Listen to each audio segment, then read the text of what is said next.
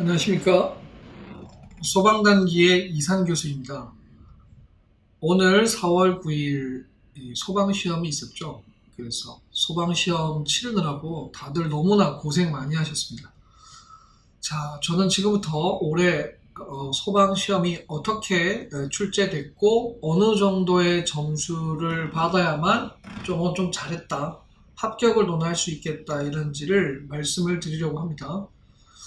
이번 시험은 작년에 비해서는 학생들이 좀 어렵다고 느낄 만한 시험이었습니다.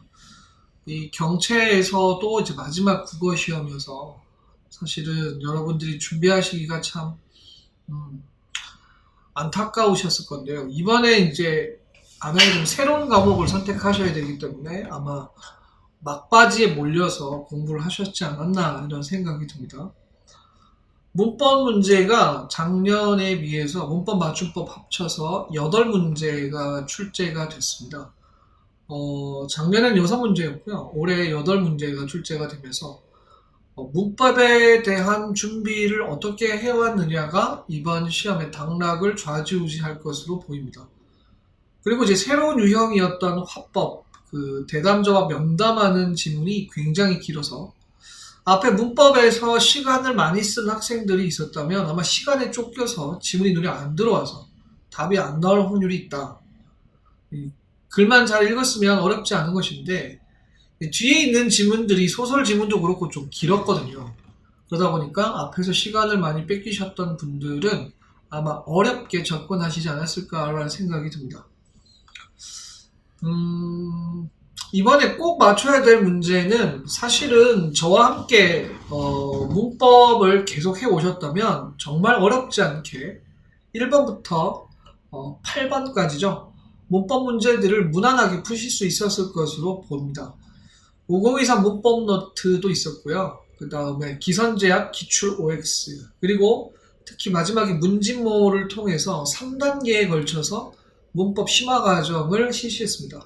사실 대부분이 다 걸렸다고 볼 수 있는데요. 그래서 저와 함께 하셨던 분들은 어려움이 없이 이 시험 문제를 다 푸셨을 것으로 예상을 합니다. 요번 시험 중에서는 제가 볼 때 문법 문제 중에서는 4번의 품사 문제, 그 다음에 문학에서는 9번의 현대시의 해석 문제, 그 다음에 17번의 고전소설의 어휘를 묻는 문제가 좀 까다로웠던 문제로 보입니다. 현대시는 그 외제적 감상의 적절성이라서 보기에서 작품의 기준을 준 뒤에 그것을 가지고 시를 해석하는 것이었는데 낯선 작품에 대한 해석 연습이 안 되신 분들이면 되게 어려웠을 것으로 예상을 합니다. 작품 자체는 낯선 작품은 아니었는데요. 이런 훈련이 안 되신 분들이 있었다면 좀 어려웠을 수 있고요. 그 다음에 고전 소설의 어휘 문제 같은 경우는 조금 어렵지 않았나. 그래서 넌출이라는 단어가 그 줄기나 근본이라는 뜻이 아니라 길게 늘어진 그런 줄기식물의 줄기를 의미하는 것이어서, 근데 이제 문제를 이제 앞뒤를 유추해서 뭔가 찾아내기는 어렵지 않았을까. 그래서 되게 낯선 느낌을 받으셨을 것이고요. 작년에는 고전시가 해석 문제를 냈다면 이번에 고전시가 해석이 빠지고 고전소설에서의 예문을, 그 단어 어휘를 주는 문제로 약간 문제가 바뀌었죠. 어휘는 사실 공부 안 하면 굉장히 어려운 문제라고 보실 수 있습니다. 그 다음에 이제 품사 문제는 사실 제 수업 시간에 다 했던 내용들이죠. 있다의 품사라든지 한자 어근에 적이 붙은 말의 품사, 동사 형용사의 구별은 는다, 니은다를 붙여서 판단한다. 그쵸? 그 다음에 이런 단어들이 모두 다 내일도 있었죠. 부사와 명사를 가지는 품사. 그 가장 기본이 되는 품사에 제가 요즘에 제일 많이 묻는 유형들이 있다. 제일 많이 묻는 무형이 그 동사 형용사의 구별이고 부사와 명사의 구별이고 한자 어근에 적이 붙은 말의 품사가 가장 요즘 품사에서 잘 물어본다. 이게 이제 모두 맞췄습니다.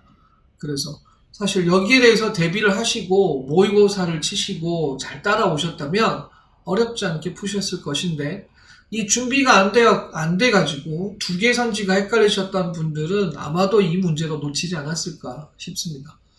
전반적인 난이도는 작년에 비해서 상승했다고 볼 수 있습니다.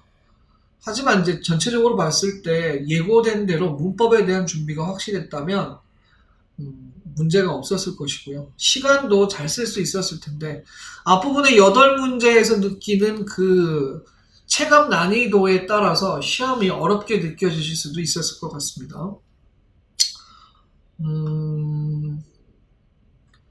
전체 평균 점수는 제가 봤을 때 한 80점 정도가 대부분이 학생들이 80에서 85 사이에 머물러 있을 것으로 보이고요.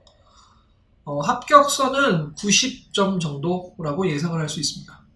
한 10점 차이가 엄청 큰 것 같아요. 이번에는 많이 틀리셨기 때문에 아마도 합격선은 90점 이상이 되어야 내가 논할 수 있지 않을까.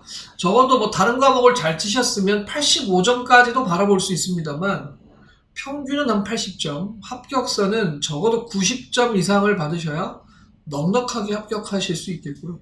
다른 과목을 잘하셨으면 85점으로도 합격할 여지는 있겠다, 이렇게 판단하실 수 있겠습니다. 자, 이번 시험 이렇게 해서 국어 시험이 소방에서 마지막으로 있었는데요. 여러분 스스로에게 수고했다 이런 얘기 하시면서 스스로를 위로하시고 또 스스로에게 힘주시고 그러셨으면 참 좋겠습니다.